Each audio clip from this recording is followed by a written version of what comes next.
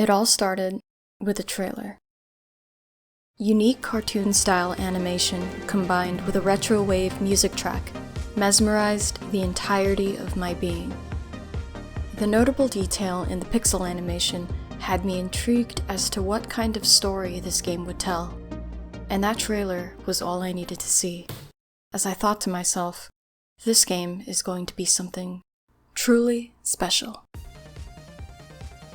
The story of Eastward is something that is to be taken in bit by bit. Players follow the story of John and Sam, an unassuming duo local to the underground city of Potcrock Isle. While scouring what looked to be an abandoned train station, John finds Sam inside a liquid-filled pod. The two eventually depart from their monotonous life on Potcrock Isle and set out on a journey eastward. There's a good amount of dialogue in this game that really fleshes out the characters, setting each of them apart from one another. Even the most minor NPCs are brought to life with their lines of dialogue. The game's storyline consists of 8 chapters. Each chapter throws all kinds of emotions at the player, and I found myself growing attached not only to John and Sam, but to other characters as well. Exploring an unfamiliar post-apocalyptic world felt daunting, and it was a relief knowing that our duo did not have to experience their journey alone. John and Sam encounter all kinds of people and robots on their journey, and I would say that all of the characters were inherently good in their own way, as the game itself was not as dark as I thought it would be.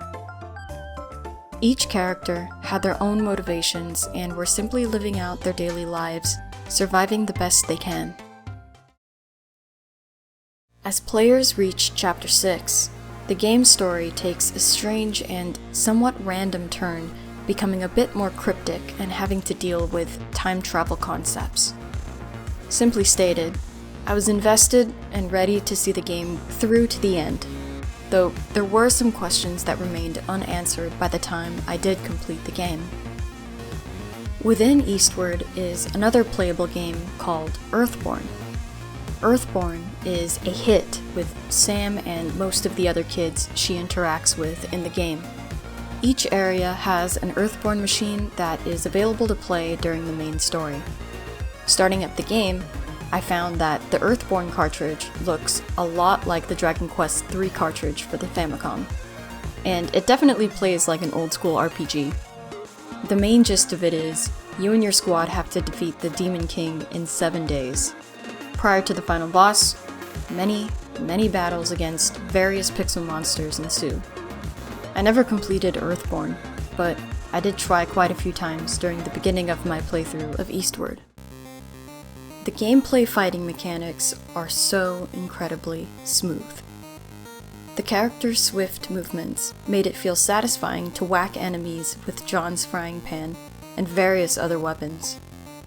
Sam's energy blast is also really fun to spam when using it on monsters that it's super effective against. John and Sam have charge attacks, but Sam's charge attack just looks so flashy and badass. I had the most fun whenever I had to control both John and Sam separately in order to solve in-game puzzles.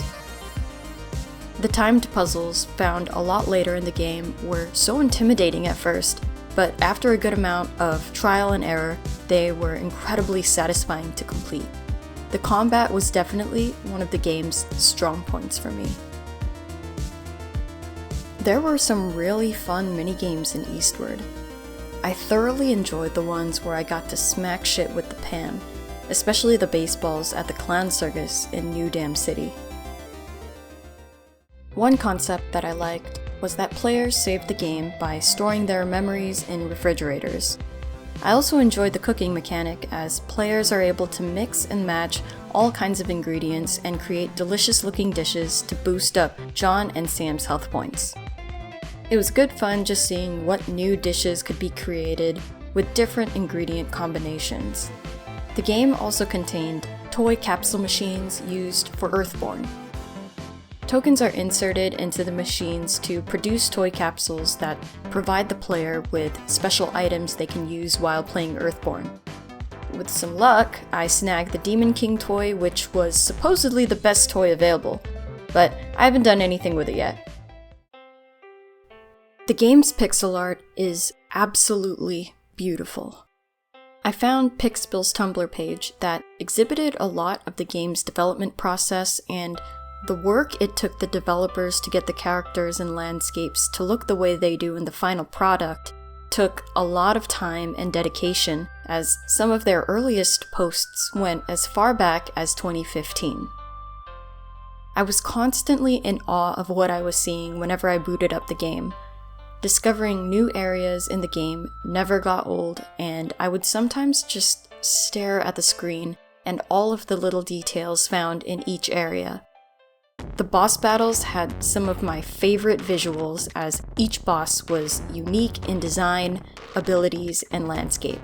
I also found some anime references in the game showcasing homages and possible inspirations for the developers. While the visuals of this game really caught my attention, the music is what sold me on it. Upon seeing the trailer of the game for the first time, I immediately fell in love with the music track that accompanied the cinematic that was shown. The entirety of the game's soundtrack was composed by Joel Corelitz, who was also responsible for the musical composition of other great game titles.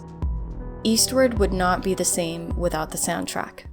During my playthrough, upon hearing a nice song, I found myself putting down my Switch and just sitting, listening to the music. There are way too many great song tracks that I can't just list off every single one, so some of my top favorites will be playing in the background of this video. The music in this game has really stuck with me since I completed the game's main story, and I listen to the soundtrack quite frequently. Regardless of the game's downfalls, Eastward is going to stick with me for a while. I am thankful to have been able to experience this game, as it has quickly become one of my favorite games I've played on the Switch. I do believe the game found a good balance between dialogue and combat play, and the game itself has good replay value, as players are able to choose any chapter of the game to replay, as well as the ability to continue playing Earthborn post-game.